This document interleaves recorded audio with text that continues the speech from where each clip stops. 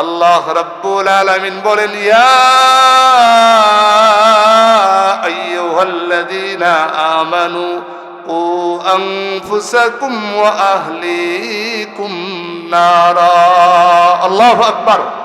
আল্লাহ ঈমানদারকে ডেকে বলে, হে ঈমানদার, তুমি নিজেকে বাঁচাও, তোমার পরিবারকে বাঁচাও জাহান্নামের আগুন থেকে, যেই জাহান্নামের ইন্ধন হবে পাথর এবং মানুষ। আল্লাহ রাব্বুল আলামিন প্রত্যেকটা মানুষের খাদ্যের ব্যবস্থা করেছেন। জাহান্নাম আল্লাহ তৈরি করেছেন, তারও খাবারের ব্যবস্থা করবেন। এই খাবারের ব্যবস্থা করবেন মানুষ দিয়ে, যারা আল্লাহর নাফরমান, আল্লাহর অবাধ্য, রাসূলের অবাধ্য, তাদেরকে দিয়া ওই জাহান্নাম ভরবেন। যদি শত করে আল্লাহ রাব্বুল আলামিন পাথর দিয়া ওই জাহান্নামকে পরিপূর্ণ করে দিবেন। আল্লাহ বলেন, ইয়াউমা নাকুলু লিজাহান্নামা হাল ইমতালাতি ওয়া তাকুলু হাল মিন মাজিদ। আমি জাহান্নামকে সেদিন বলবো, ওরে জাহান্নাম, তুমি কি পরিতৃপ্ত হয়েছো? জাহান্নাম বলবে, আল্লাহ আরো কি আছে? আল্লাহ রাব্বুল আলামিন জাহান্নামকে পরিতৃপ্ত করার জন্য সেই দিন মানুষ এবং পাথর দিয়ে জাহান্নামের খাদ্য হিসেবে জাহান্নামকে পরিতৃপ্ত করবেন। জোরে বলি নাউযুবিল্লাহ। আমি এই কথাগুলো একটু খেয়াল করে শুনেন।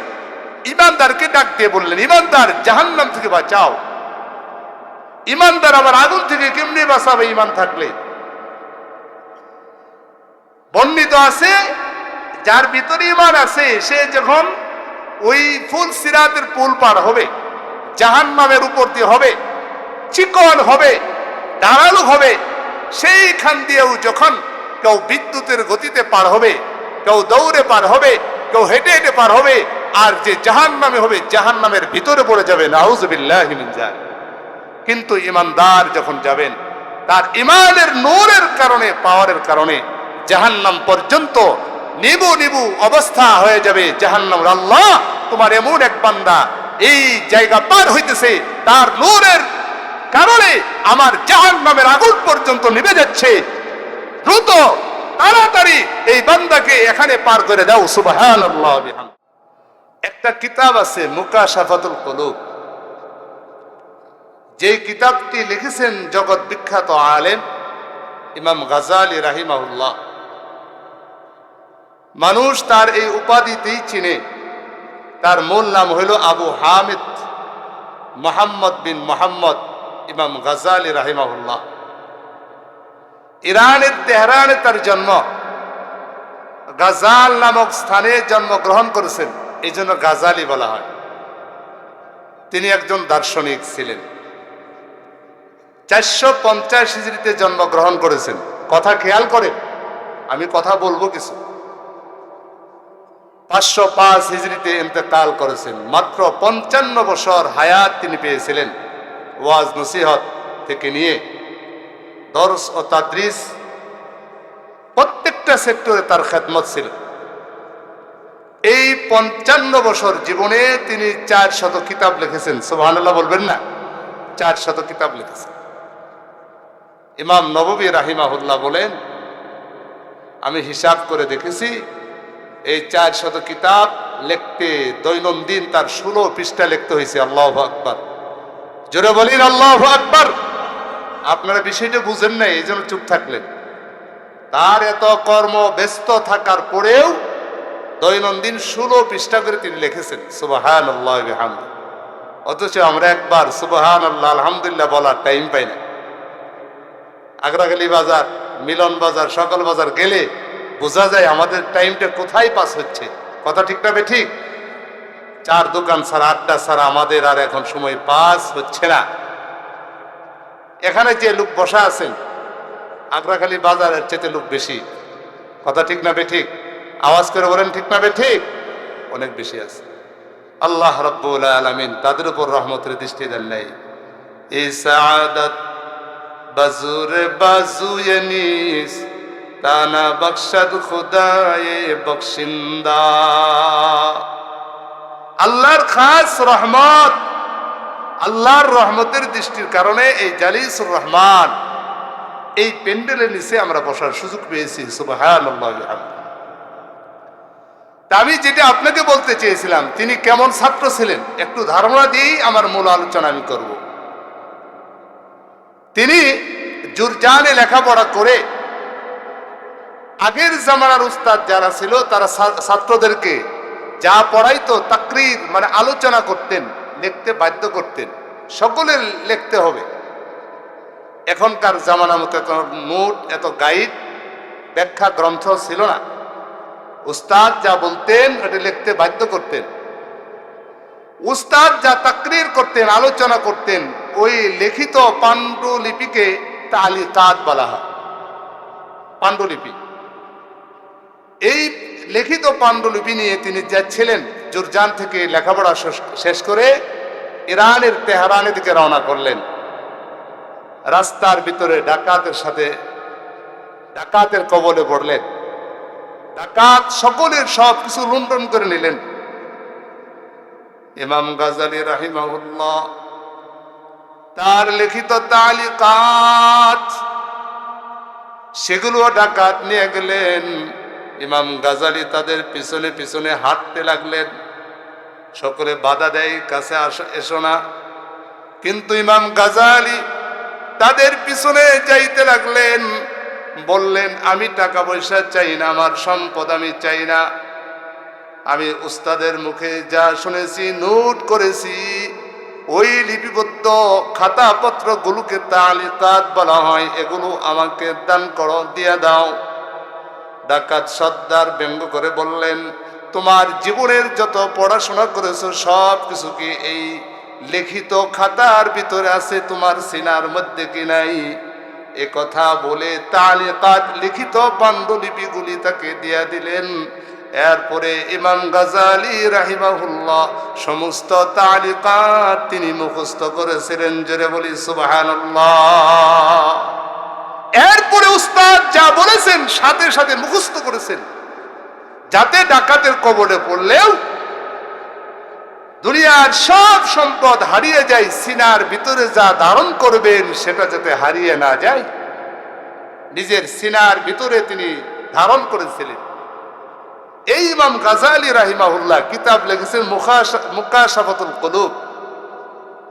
কিতাবের লম্বা নাম মুকাশাফাতুল কুলুবিল মুকাররিবু ইলা হযরতি আল্লামিল গুয়ুব ফি ইলমি তাসাররুফ। এটা হলো এই কিতাবের নাম। সংক্ষিপ্ত আকারে যে কিতাবকে নামকরণ হিসেবে যে নামে ডাকি সেটা হলো মুকাশাফাতুল কুলুব, অন্তর সমূহের উন্মোচন। যেই কিতাব পড়লে বান্দার দিল খুলে যায়। সুবহানাল্লাহ ওয়া বিহামদিহি। আমি এই জন্য আপনাদের সামনে এই কিতাবের নামটা বললাম। ইমাম গাজালি রাহিমাহুল্লাহ তার এই মুকাশাফাতুল কুলুব গ্রন্থের ভিতরে লিখেছেন, এক ব্যক্তির সাথে হঠাৎ আল্লাহর নবীর সাক্ষাৎ স্বপ্নের ভিতরে সাক্ষাৎ। আল্লাহর নবী ওই ব্যক্তি থেকে তার চেহারাটা ফিরায় নিলেন। ওই ব্যক্তি জিজ্ঞাসা করি, ইয়া রাসূলুল্লাহ, আপনি কি আমার প্রতি অসন্তুষ্ট? আল্লাহর নবী বলেন, আমি অসন্তুষ্ট না। ব্যক্তি জিজ্ঞাসা করে, কেন আমার দিক থেকে আপনার চেহারা ফিরায় নিলেন? কারণটা কি? আপনি চেহারা যে ফিরায় নিলেন কারণটা কি? অসন্তুষ্টও না, আমার দিকে তাকান না, চেহারা ফিরায় নিলেন না, ঘটনা কি? আল্লাহর নবী বলেন, আমি তোমাকে চিনি না। ব্যক্তি বলে, কিভাবে আপনার সাথে আমার পরিচয় হবে? আল্লাহর নবী বলেন, যে ব্যক্তি যত বেশি দরুদ শরীফ আমার উপর পড়বে তার সাথে আমার তত পরিচয় হবে, তাতে আমি তত বেশি চিনব। উলামায়ে কেরাম লিখেছেন, পিতার মাতা তার সন্তানকে যেমন চেনে, আল্লাহর নবী তার প্রত্যেকটা উম্মতকে তেমন করে চেনেন। সুবহানাল্লাহি ওয়া বিহামদিহি। কারণ মা তার সন্তানকে কেমন চেনে, ওই সন্তানের কোথায় দাগ আছে, কোথায় কি আছে, একমাত্র মা সব কিছু বলে দিতে পারে। কথা বলেন ঠিক কিনা? মা সবচেয়ে বেশি জানে কোথায় একটা কালো দাগ আছে, জন্ম দাগ আছে, কোথায় কি আছে, এভরিথিং প্রত্যেকটা অঙ্গ প্রত্যঙ্গ সম্পর্কে সবচেয়ে বেশি ধারণা কার? মা। কারণ মা 24টা ঘন্টা লালন পালন করেন, 2টা বছর বুকের দুধ পান করান, কাছে বুকে আগলিয়ে রেখে দেন। বাচ্চা কান্না শুরু করলে দুনিয়ার সমস্ত কাজকে ফেলে রেখে ওই আদরের সন্তানকে কোলে নিয়ে নেন। কোথায় কে আছে সবকিছু মা সবচেয়ে বেশি জানেন। তাহলে সন্তানকে সবচেয়ে বেশি চিনেন মা বাবা। উলামায়ে কেরাম বলেন, যেই ব্যক্তি যত বেশি দুরূদ শরীফ পড়বে আল্লাহর নবী ওই বান্দাকে তত বেশি চিনবেন। সুবহানাল্লাহি বিহামদিহি। এই জন্য তিনি বললেন, আমি তোমাকে চিনি না। ব্যক্তি বলতেছে, ইয়া রাসূলুল্লাহ, আপনার সাথে আমার পরিচয় কিভাবে ঘটবে? কিভাবে আপনার পরিচয় লাভ করতে পারবো? আল্লাহর নবী বলেন, তুমি বেশি বেশি আমার উপর দুরূদ শরীফ পড়বে। এরপর থেকে ওই ব্যক্তি দৈনন্দিন 100 বার দুরূদ শরীফ রাসূলের উপর পড়তেন। হঠাৎ আরেকদিন স্বপ্নে দেখা, আল্লাহর নবীর সাথে তার সাক্ষাৎ। ব্যক্তি বলে, ইয়া রাসূলুল্লাহ, আপনি কি আমাকে চেনেন? আল্লাহর নবী বলেন, হ্যাঁ হ্যাঁ, আমি তোমাকে চিনি।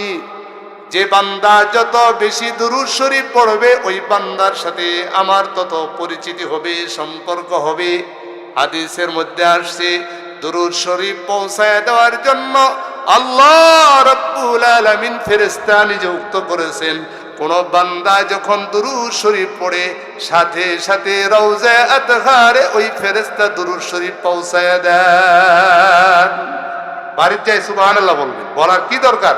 জোরে বলি না সুবহানাল্লাহি বিহামদিহি। এই ঘটনা ইমাম আবু হামিদ মুহাম্মদ বিন মুহাম্মদ ইমাম গাজালি রাহিমাহুল্লাহ তার মুকাশাফাতুল কুলুব গ্রন্থে লিখেছেন। আমি এই কিতাব থেকে আজকে আলোচনা করতে চাচ্ছিলাম না, কিন্তু আপনাদের দুরূদ শরীফ পড়ার যে অবস্থা, যেভাবে চেপে বসেছেন, নড়াচড়া করতেছেন না, ঠোঁট দুটো পর্যন্ত নাড়ান না, এই জন্য ভাবলাম এই কিতাব থেকে যে একটি ঘটনা আপনাদেরকে শুনিয়ে দিই। যেহেতু এলাকা, একটি ঘটনা ভিত্তিক আলোচনা করেই আজকে আমার আলোচনা খুবই সংক্ষিপ্ত আকারে হবে। এই জন্য এখানে যারা আমার মহাব্বতের এবং ভালোবাসার পরিচিত আপনজন যারা আসছেন, আপনাদের দিলের আকর্ষণ চাহিদা যাতে এইদিকে থাকে, উলামায়ে কেরাম যে কথাগুলো বলবেন ওই কথাগুলো যাতে আমি শুনি। আমি কয়েকদিন আগে লক্ষ্মীপুর মাহফিলে গেছিলাম, যে শ্রোতা খালি এলোমেলো এদিক সেদিক তাকায়। আমি একটি ঘটনা শোনাইলাম তাদেরকে। এক পিএইচডি মাস্টার ছিলেন, অঙ্ক করাইতেছিলেন। কথা খেয়াল করেন, ওয়াজ তো শুনবেন, নাচ গজল সবই শুনবেন, অসুবিধা নাই। উলামায়ে কেরাম আছেন, তারা ধারাবাহিকভাবে আসবেন, কোরআন ও সুন্নাহর গুরুত্বপূর্ণ কথা শোনাবেন। এলাকার হিসেবে এই লেখা আছে, আরো ওয়াজ করবেন স্থানীয় উলামায়ে কেরাম। স্থানীয় উলামায়ে কেরামের উপর আপনাদের হক আছে, আমাদের কিছু হক আছে আলোচনা শোনায় দেওয়া।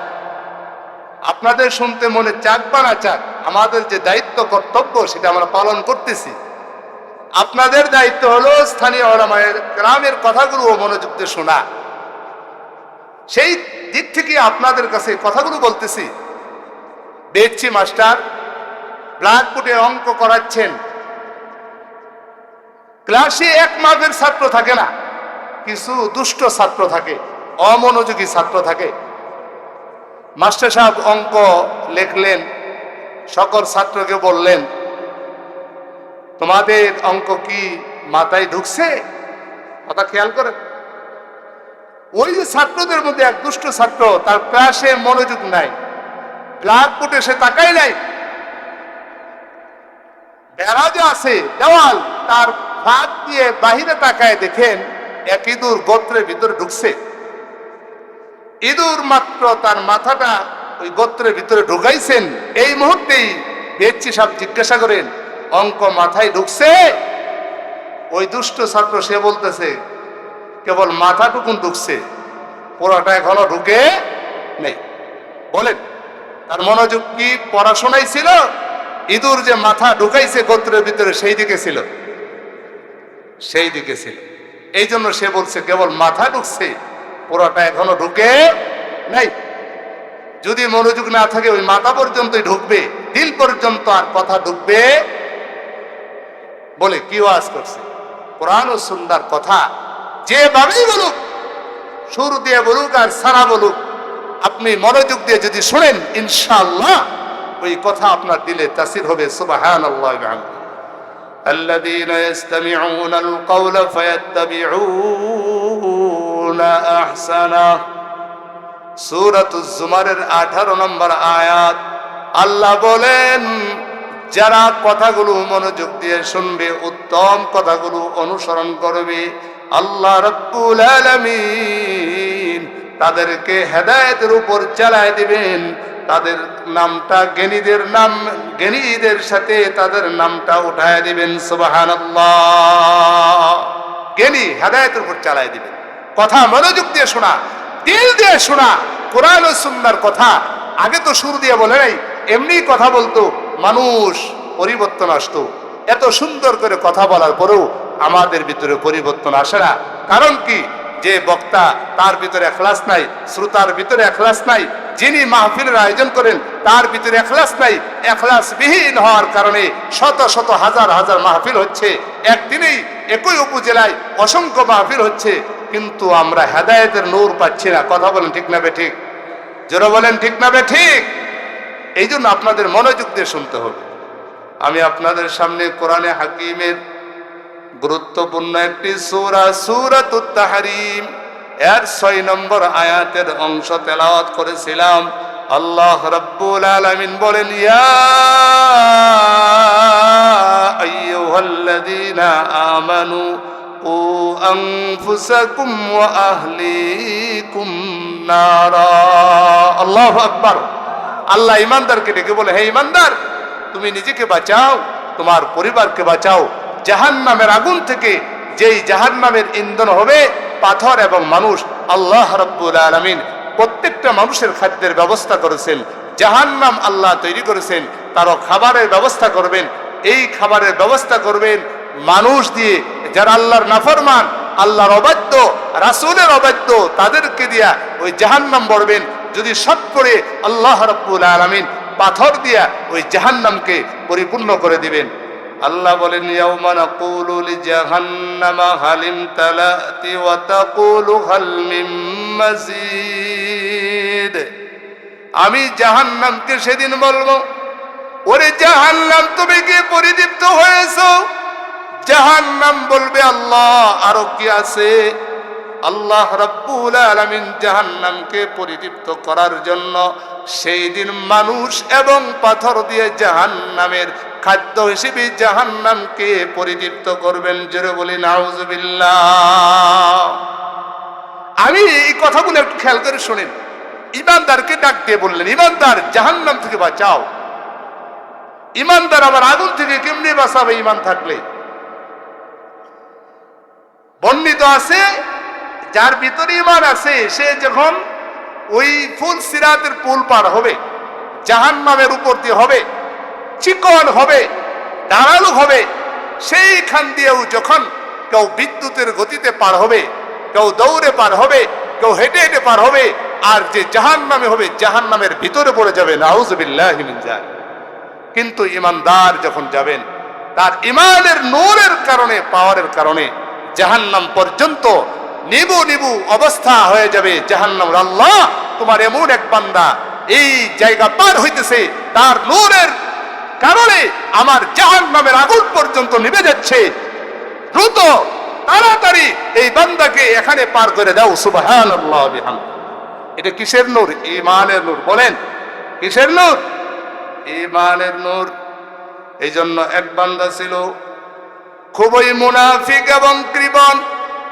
সমাজের মধ্যে অনেক কৃপণ এবং মুনাফিক মানুষ আছে। ওই বান্দাও ছিল কৃপণ আর মুনাফিক। তিনি ছিলেন মুনাফিক, বিবি ছিল ধার্মিক। যেমন ফেরাউন ছিল কাফের আর তার বিবি আসিয়া ছিল মুমিনা। তিনি ঈমান রব্বে কারীমের উপর এনেছিলেন। তিনি ঈমান এনেছিলেন পয়গম্বর মূসা এবং হারুনের উপর। তাদের দুইজনের উপর ঈমান এনেছিলেন, ফলে তাকে শাস্তি দেওয়া হয়েছে, হাতে পায়ে পেরেক লাগানো হয়েছে।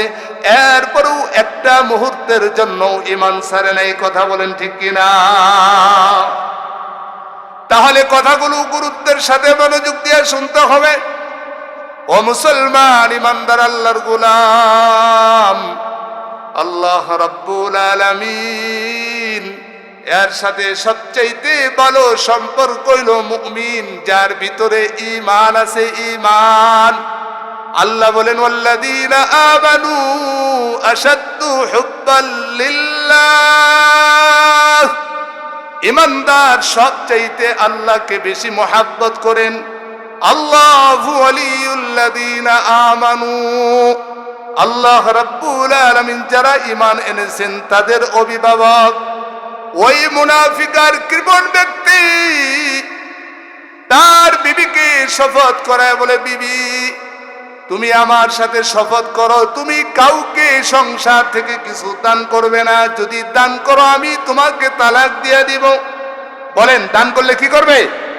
তালাক দিয়ে দিবে। বিবিকে শপথ করাইছে। হুজুর আসছে 2 মিনিট বসুক, আমি শেষ করে দিচ্ছি। ঘটনা শেষের 2 মিনিট শেষ হয়ে যাবে, আলোচনা আমার শেষ হয়ে যাবে। তাহলে বিবিকে কসম করাইছে শপথ, আমার অনুমতি ছাড়া কাউকে কোনো কিছু দান করতে পারবে না। মুনাফিক ব্যক্তি যখন চলে গেছে, ফকির আসছে বাড়িতে, বলছে আল্লাহর রাস্তে দান করো। এই মুনাফিকার কৃপণ ব্যক্তির বিবি 3টা রুটি ঘরের ভিতরে ছিল, দান করে দিছে।